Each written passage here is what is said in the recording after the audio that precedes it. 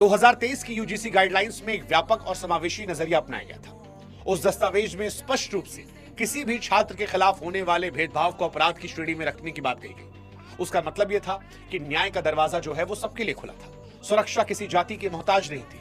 अगर किसी एक कैंपस में एक ब्राह्मण, राजपूत या किसी सामान्य वर्ग के छात्र को भी उसकी पृष्ठभूमि के चलते प्रताड़ित किया गया तो पुराने नियम उसे भी सुरक्षा देते थे। लेकिन 2026 में नियमों का ढांचा बदल दिया गया।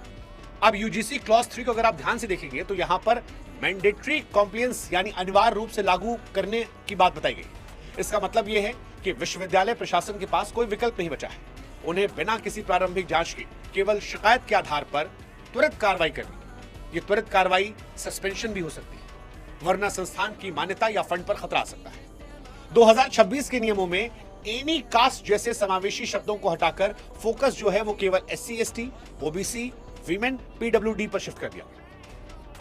असल में यूजीसी 2026 से क्लॉज 3 के अनुसार जातिगत भेदभाव केवल तभी माना जाएगा जब वो SC ST या OBC वर्ग के खिलाफ, यानी अगर जनरल कैटेगरी का छात्र अपनी जाति की वजह से प्रताड़ित होता है तो इन नियमों के तहत उसे तकनीकी रूप से पीड़ित माना ही नहीं जाएगा।